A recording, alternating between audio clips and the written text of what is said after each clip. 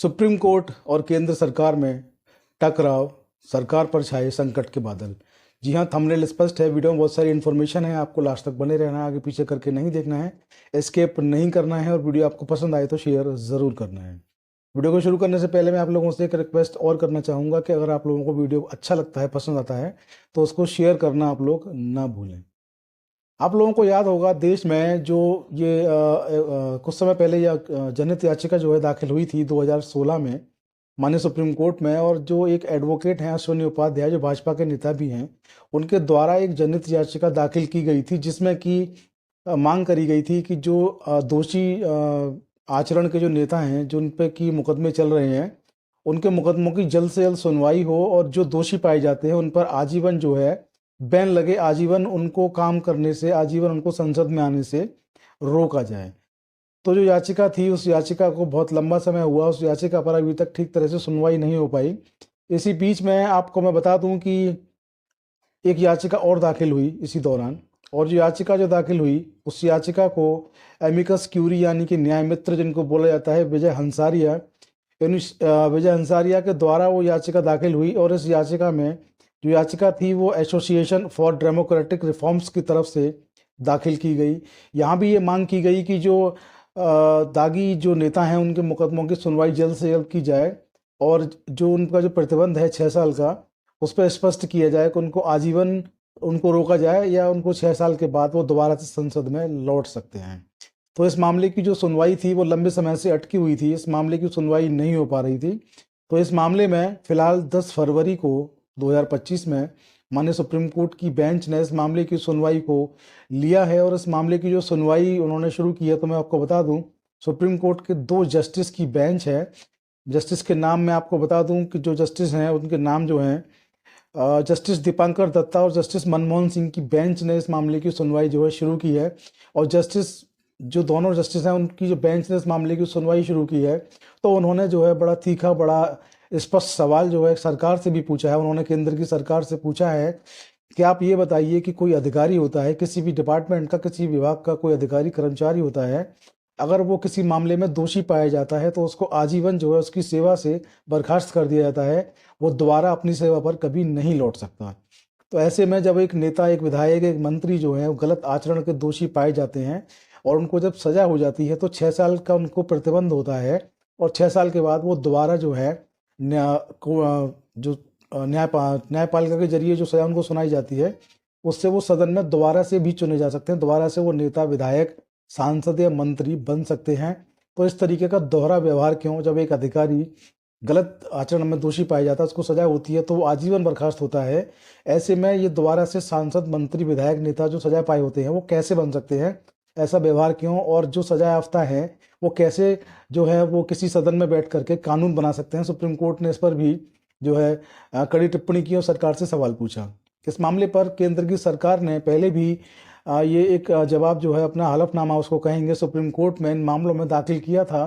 तो supreme court में केंद्र की सरकार ने जो अपना जवाब दाखिल किया, हलफनामा दाखिल जो किया, वहाँ उन्होंने स्पष्ट कहा था कि ये देखना केंद्र का काम है, सुप्रीम कोर्ट का काम नहीं है। ये जो कानून बनाने की शक्ति है वो केंद्र की सरकार के पास यानी कि संसद के पास होती है। ये कानून बनाने की शक्ति पार्लियामेंट में है, कानून बनाने की शक्ति जो है वो संसद के पास नहीं है। और जो पार्लियामेंट है, जो केंद्र की सरकार है, वो तय करेगी कि इन दागी नेताओं का क्या होना चाहिए। इस मामले में सुप्रीम कोर्ट को कोई भी निर्णय लेने का अधिकार नहीं है। तो ये मामला इस तरीके का सुप्रीम कोर्ट में हलफनामा केंद्र की सरकार ने दाखिल किया। तो फिलहाल इस मामले पर एक बड़ा अपडेट आया है। इस मामले में सुप्रीम कोर्ट ने जो है चुनाव आयोग से पूछा है कि कितने दागी नेताओं को राहत दी गई है। आजकल सुर्खियों में बना हुआ है पूरा मामला, social media, electronic, print media, हर जगह ये मामला देखने को मिलेगा। मैं थोड़ा सा ब्रीफ इसका कर दूं तो यहाँ पर देखिए, दैनिक भास्कर के हवाले से खबर छपी है, और दैनिक भास्कर के हवाले से जो खबर छपी है उसमें सुप्रीम कोर्ट ने पूछा कितने दागी नेताओं को राहत दी, इलेक्शन कमीशन से चुनाव लड़ने से बैन हटाने या घटाने की जानकारी मांगी, और 2 हफ्ते की मोहलत दी है। यानी कि सुप्रीम कोर्ट ने इलेक्शन कमीशन ऑफ इंडिया यानी कि भारतीय चुनाव आयोग को नोटिस जारी किया है, 2 हफ्ते के अंदर उस नोटिस का जवाब देने को कहा है, और पूछा है कि चुनाव लड़ने से बैन हटाने या घटाने की जानकारी जो है उन्होंने मांगी है कि आपने अब तक इसमें क्या अपडेट किया है वो बताएं। कोर्ट ने निचली अदालतों में धीमी सुनवाई पर भी चिंता जताई है। सुनवाई के दौरान निचली अदालतों एमपी एमएलए कोर्ट की सुनवाई की धीमी रफ्तार पर भी सुप्रीम कोर्ट ने चिंता जताई।